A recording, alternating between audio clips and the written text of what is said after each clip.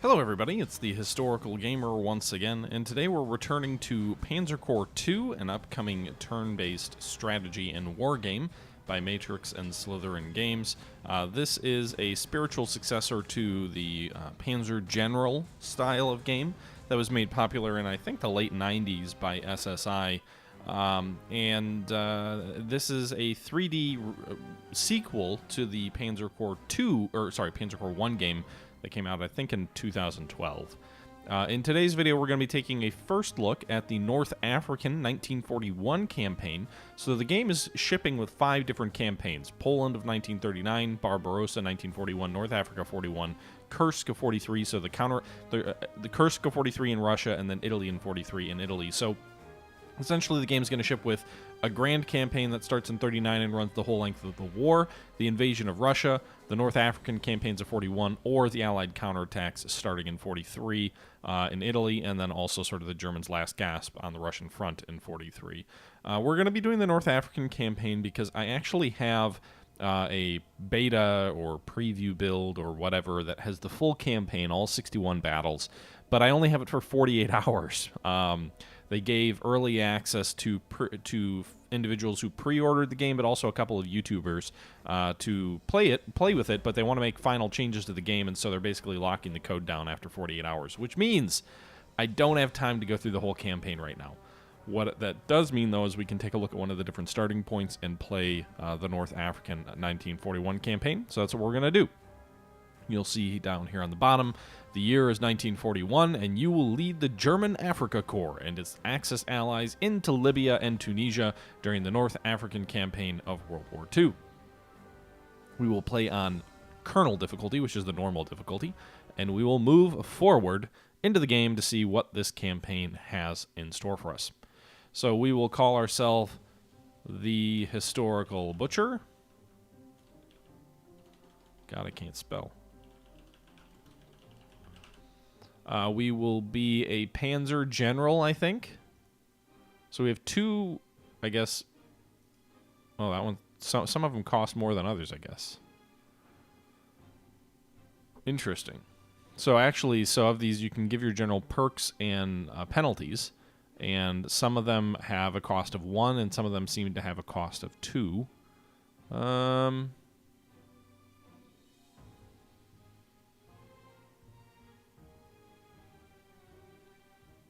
Let's see. We'll actually do Battle Academy, which costs 25. We could take a penalty.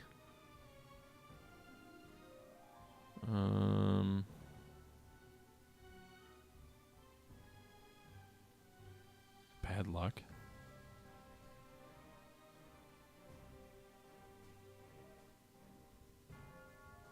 I took the supply penalty or logistics penalty last time, and that was a bad choice.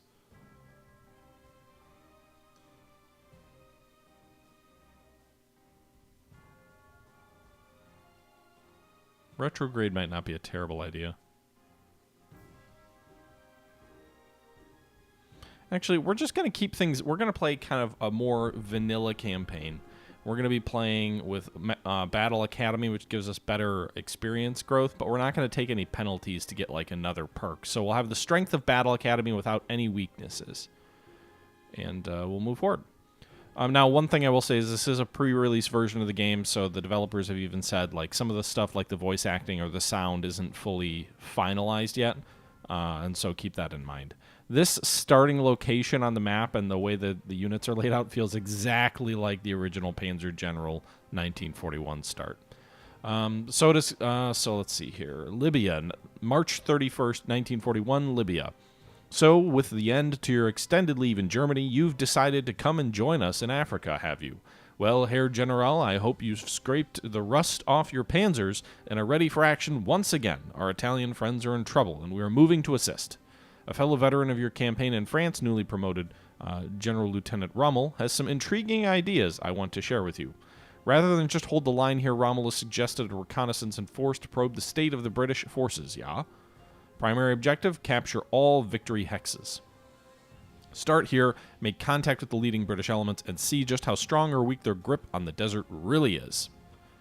Should you only encounter limited enemy resistance, perhaps a detour to Benghazi would not be out of the question.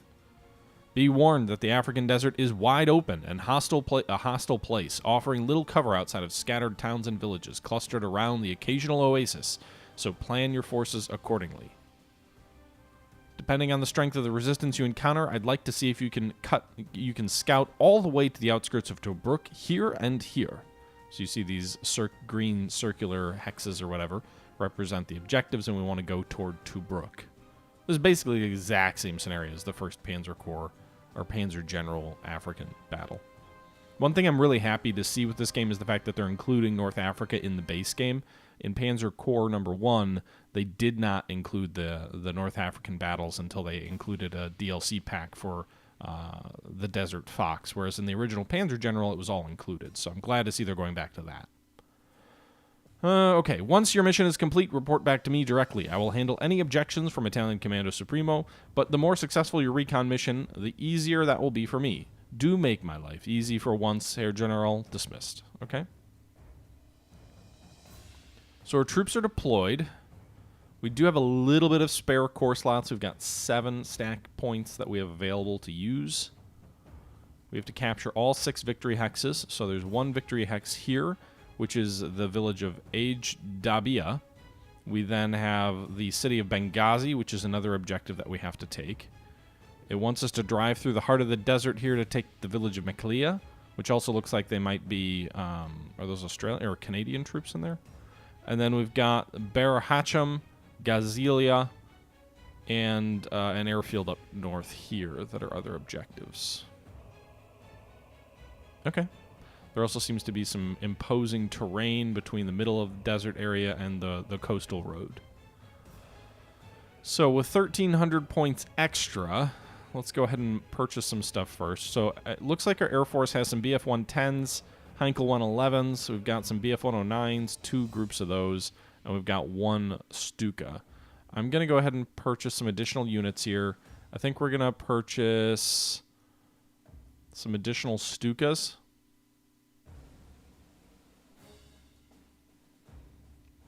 And we'll deploy those back here. And then I'd like to also purchase an additional armored unit or 2. It looks like we've got some infantry, we've got some artillery. I think a little bit more armor would be a good idea. Probably the Panzer IIIH is the best of our tanks so far. We'll do a slight overstrength to 12, which gets us to 4 points that it costs, and that'll bring us up to our maximum deployable force. So we've deployed our force, and we are ready to move. Now, the first British objective is right away, right in sight. There's also a 25-pound British, 25-pounder quick-firing British piece. I think is that anti-tank or is that artillery? I think that's artillery, but it looks like it's positioned like an anti-tank gun. In any event, I don't think they have any aircraft out here, so we're going to go ahead and we're going to fly our Stukas here. Oh, wait, we're still in the deployment phase. We've got to end the deployment phase. All right, so we get to go first, and I think the first thing we're going to do here is we're going to fly our Stukas over here, try and knock out this enemy. That's an anti-tank gun. We've got this other enemy artillery piece here in the rear that we're going to go fly against. Doing quite a bit of damage with our Stukas here. We'll fly our 110s over here to knock out these enemy vehicles on our flank.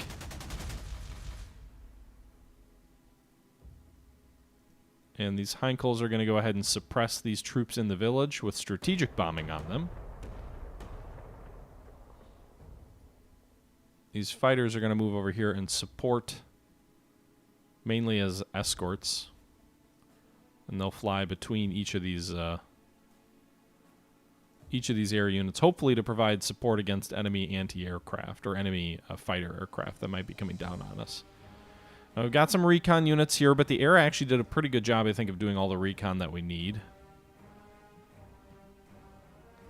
So what we'll do here is we'll go ahead and see if we can hit these guys with artillery first. I'm not sure what would be a better... I think we'll hit the anti-tank guns on the flank. Then we'll hit the troops over here so we can suppress and attack simultaneously. Move our infantry, our grenadiers over here to try and knock out the enemy anti-tank.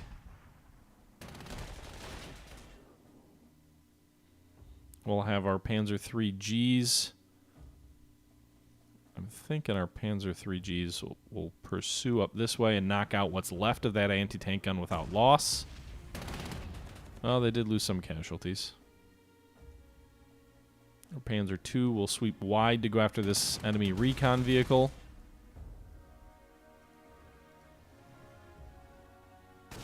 It'll get a breakthrough, which is nice. Destroys it, it overruns it.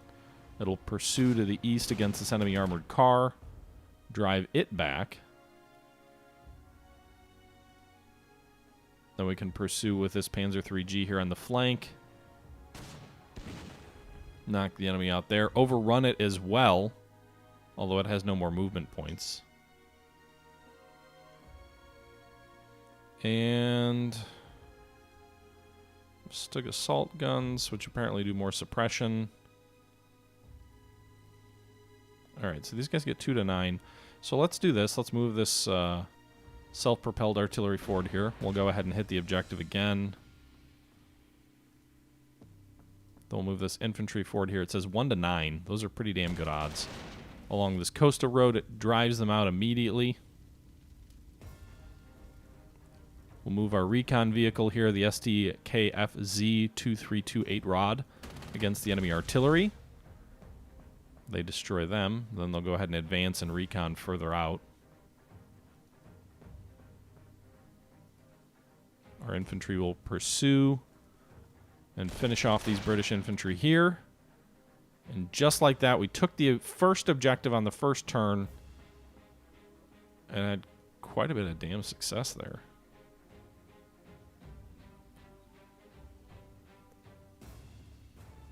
Do I want to... Can I force march these guys? No? I can't force march them? I can force march these guys. I guess I already did it, so I can't undo it. So we'll drive these guys up to this next British base here and take it. But it takes a couple of turns to recover, so they won't be able to move next turn.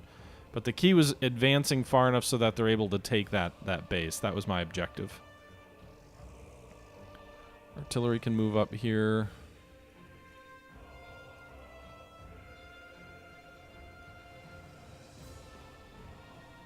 And then at this point, it's really just sort of falling in behind the advance with the rest of our troops here. Of course, our anti-aircraft is way in the rear. That's a very good first turn. We knocked out every single enemy unit that we saw. We took the first enemy objective, and we are driving toward Benghazi and toward the center of the desert, which is where our other objectives are currently located. Okay, so with that being said, let's go ahead and end our first turn. I think that we've moved all our units. We have no more available core slots, so we'll go ahead and end the turn, and we'll move forward and let the British move. So they have some air units that come in and attack our self-propelled artillery. They strafe them, inflict 1 loss. They also lose 1 to anti-aircraft fire. Our infantry that we force-marched into this city up here ambushed a British unit that was moving down the road and nearly destroyed it. Pretty effective ambush there along the roadway. So even though they didn't move, they sure got some licks in. And I'm surprised. Apparently, despite force-marching, they can still attack again. So that's kind of awesome. So we'll have them finish off those guys there. And then we'll have them move on Benghazi. Meanwhile, our artillery lost about half strength to a Vickers Mark VI. But that's great. The more vehicles you want to bring in my range of my Stukas, the better, because I want to hit them with dive bombers.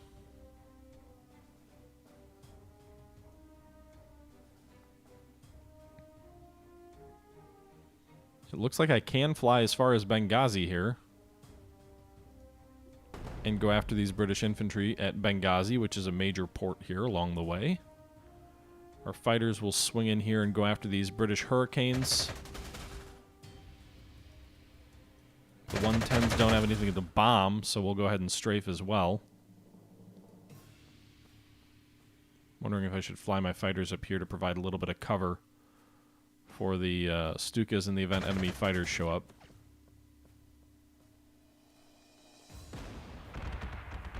Alright, so we didn't quite finish the enemy fighters off, but that's okay. We should be able to get to them. Fly these Heinkels up here to Benghazi, go after the enemy artillery, suppress them a little bit.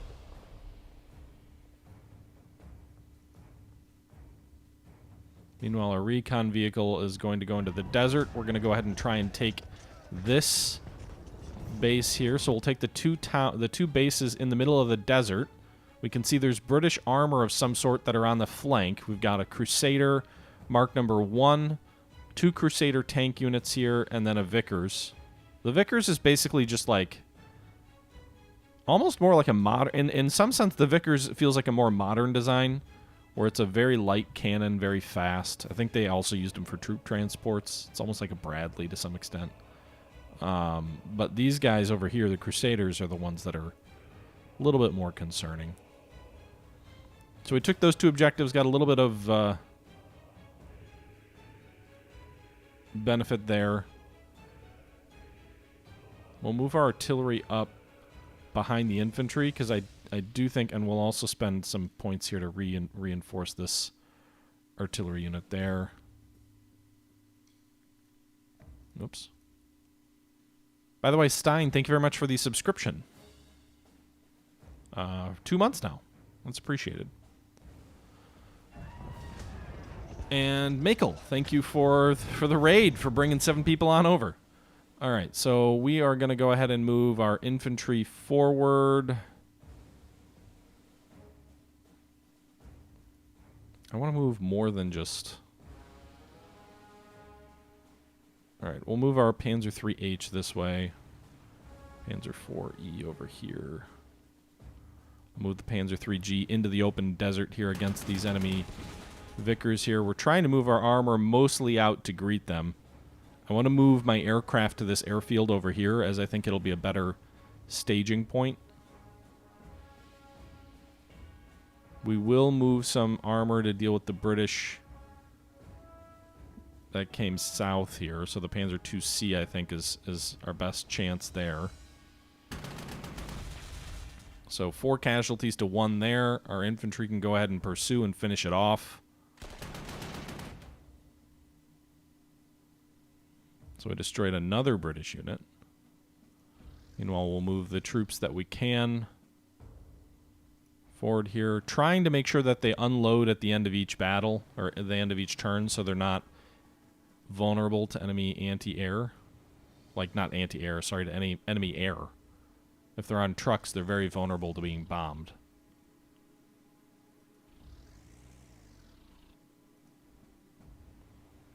Okay, so we're going to have to start making some decisions on what we drive east toward these sort of central objectives and what we drive north toward the coastal road.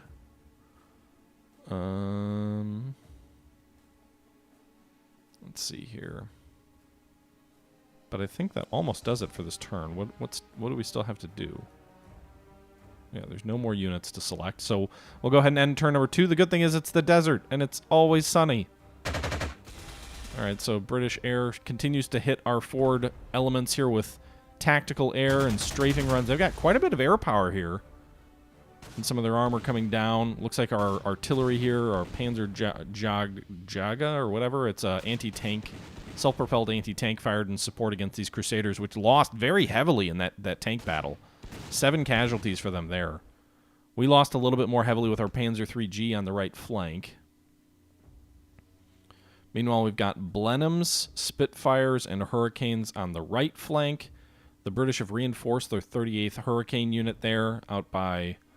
I should have finished it off. I guess in the European stuff, they almost never reinforced. Can we get 2 fighters up? Well, no. I want to deal with the enemy fighters first, if I can get there. Doesn't look like I can. So we'll just go for the Blenheims.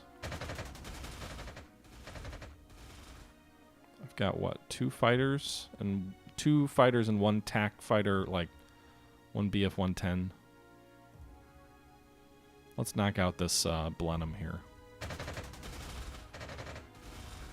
Hopefully we knock him out. Hey, 502 Bull. Hope you're having a good evening. God damn it, we didn't finish him off. If we move this way, can we still shoot? No. Damn it. Okay. Let's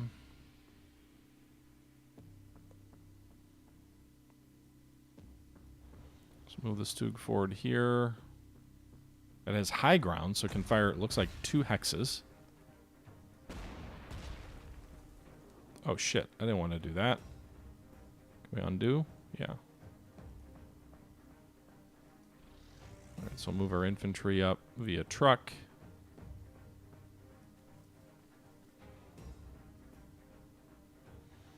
Move our Italian armor up here. So we're going heavy infantry on the left.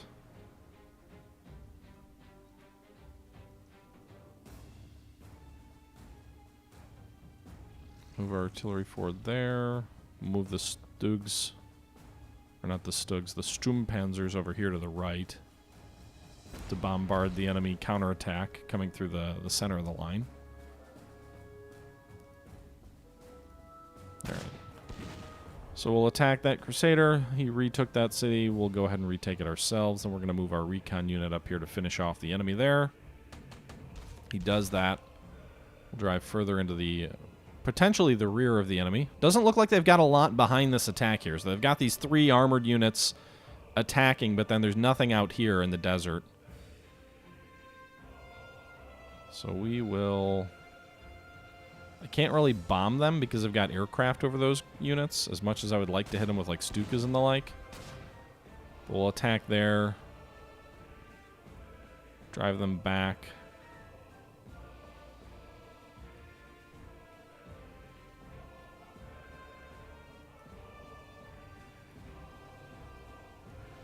Alright, we'll continue the pursuit into high ground, deep in the desert.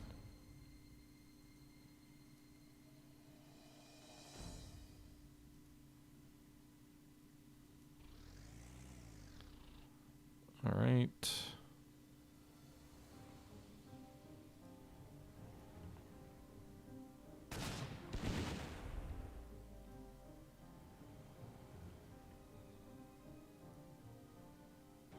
I'm not really sending much infantry to the right at all. My air power can't reach there, but I think what we'll do is we'll rebase to this airfield. I don't know if the enemy fighters can attack us there or not.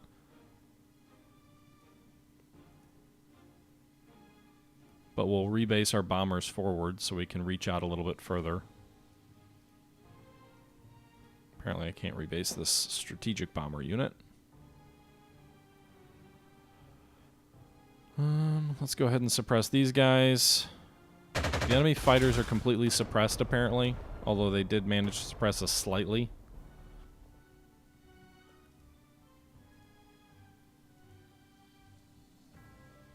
Yeah, we'll wait to attack there next turn till next turn.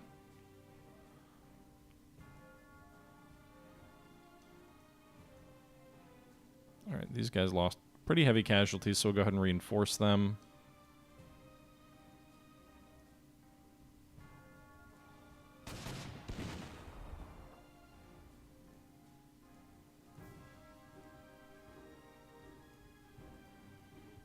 Okay. Alright, that's going to do it for turn number 3. We're moving on to turn number 4. Bye-bye. Oh. It lasted like a second. I was going to say bye-bye enemy aircraft. They disappeared for like a split second. Looks like our escorts are... We lost 4 Stukas there to the enemy fighters, but we also inflicted 4 casualties on them with our escorts, I'm guessing. Meanwhile, heavy fighting going around Benghazi. It probably would be a good idea if the camera auto switched over that way so you could see what's happening. Wow. No! One of our units surrendered. What was... Who were they? Those assholes.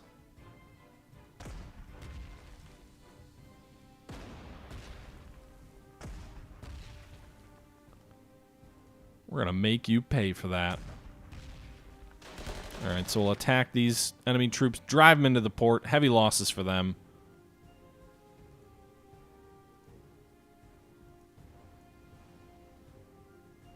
Swing our own armor into the rear of Benghazi there. Go after the enemy artillery.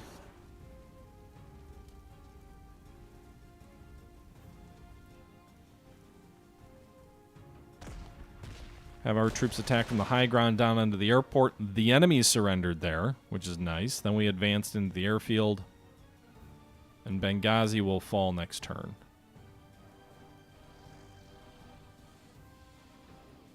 I like how you get substantially more range, it seems like, when you're on the high ground. Seems right. Alright, enemy hurricane there. We'll hit it with flak.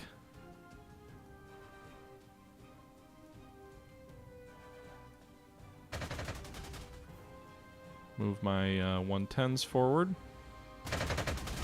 Got him! Down goes the enemy airplane. Meanwhile, that hurricane has 6 hit points left, so we almost finished him off there.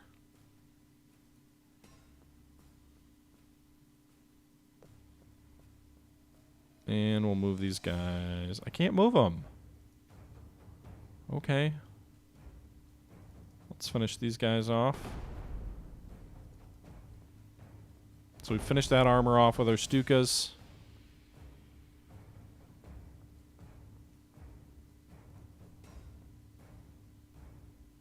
I wonder if there's a stack limit in certain air bases. Like, are there different levels of development in different air bases?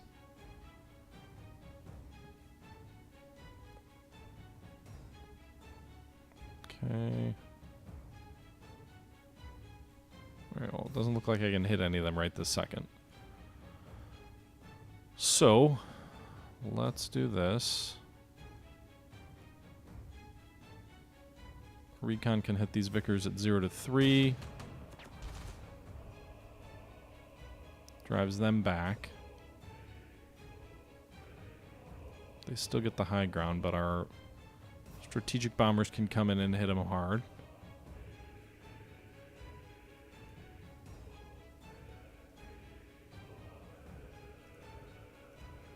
Then our Panzer IIIGs will move into the rough terrain here and knock them out.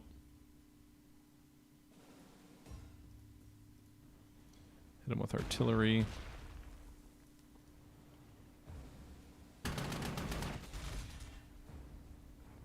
Won't they just surrender already? Just keep retreating to, like...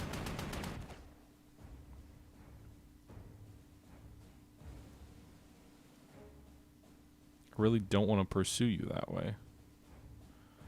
I guess I'll just finish you off next turn. So we'll advance this way with this armor.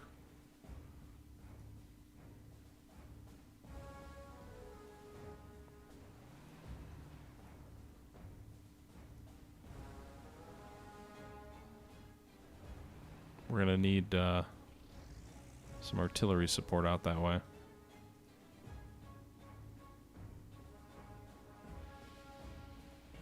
Alright, so our recon will move to the east toward the Tobruk objective. Just to spy what's out there.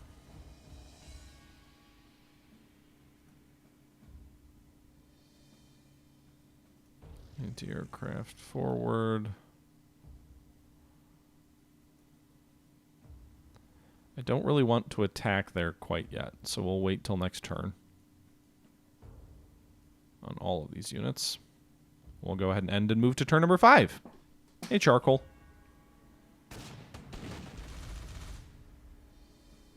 Completely agree that more range should be given based on altitude, or, you know, on high ground. But a lot of games like this, you don't necessarily see them thinking that way. Strong enemy counterattack there against our armor. Our troops are supposedly encircled. I'm not quite sure how they're encircled there, but we just lost another unit. Recon car got a little bit too far in advance as well.